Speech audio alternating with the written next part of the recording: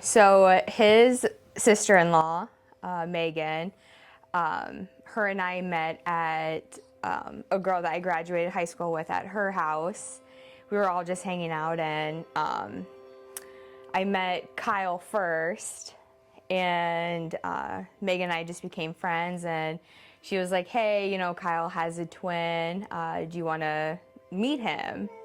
And I was like, only if he wants to. So they set us up on pretty much a blind date, double date, and the rest is history.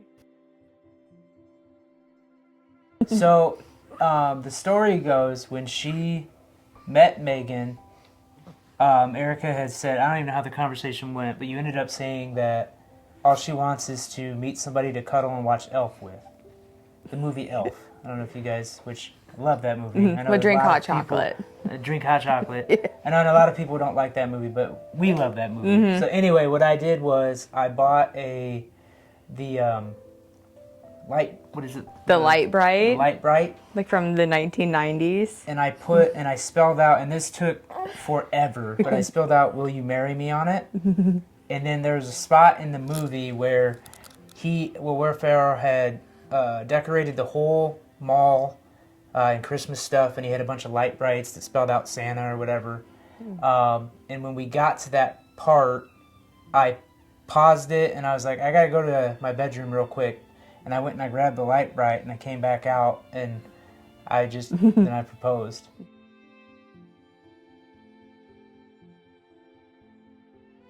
It was a struggle because we wanted to start having kids after we got married, and it was quite the journey. Just a failure of having miscarriages and having 2 ectopic pregnancies, and just a lot of discouragement over it. Yeah, and then even when we got to the adoption process and decided to do that, we both were reaching a point where we were starting to question, like, were we doing anything wrong?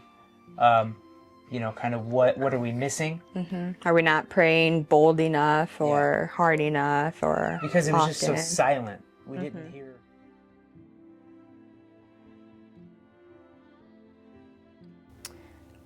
Being there.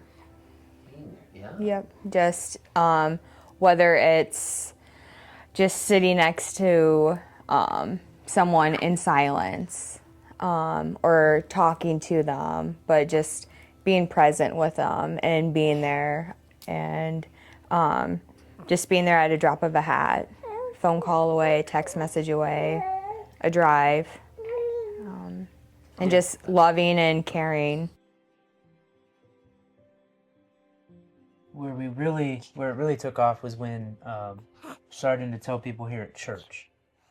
And that's kind of where I feel like when we let people know at the church, that's kind of where I feel like things started to go silent a little bit, which is weird to say. It's weird, but it's kind of cool just how it all turned out, because there were 2 ladies here at the church who, one of them knew of a woman who was in a bad situation but pregnant, and let the other lady here at the church know that, and then ended up getting together real quick, and one of the ladies told the other one of the family that was in a bad situation, they're pregnant, and they're looking to adopt. And so that lady came to us, and it was funny because she was like, I don't want to overstep my bounds or anything, but I do know of a family who they're in a bad situation, but they are pregnant and they are looking to adopt. Would you be okay to meet them? And we were like, oh my gosh, this is... We told her, like, you're not overstepping anything. This is exactly how this works when you do private adoption, word of mouth here. Yeah. So when we met with the birth mom, she was very emotional. But like the more that we talked to her, we felt that she was getting more comfortable with us and building that trust and that relationship, and that's what we wanted. The coolest part about this is when I had mentioned about the silence that we had heard or thought God was doing, really he was having us... Here, do you want to take her? Really, he was having us wait 9 months. The timeline of when we got approved for adoption to when Cadence was born was exact. Well, it wasn't exact, but it was basically 9 months. Mm-hmm. And it was basically God just telling us, like, hey, I mean, this isn't going to be traditional by any means, but you're going to be waiting 9 months of full pregnancy to have a child. And so that was just kind of looking back and having that kind of brought to our attention, I thought was really cool. So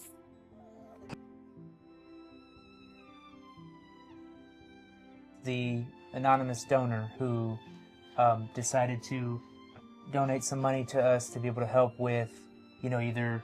Just go ahead and let people know how much that was. Wasn't it... The amount was $4,000. The amount was $4,000, which has helped a lot because we've had lawyer bills that we were able to pay off with that. We were actually able to buy, get Cadence a crib bought, a nightstand bought, very nice nightstand, and then a bunch of diapers and just other things with that. And that, so that's helped a lot. Very generous, and I still don't even know what to say other than thank you, because I mean, I don't... Be the example that other people want or that other people need to see. Because when you live generously, it makes other people then want to be generous and, you know, help others. And, I mean, they'll be quick to help you out if you need that too. You'll feel the love of your community, of everyone around you. You'll feel the love from God. I feel like that's a lot of what God wants us to do, is to be generous. And that's because that's loving on people as well.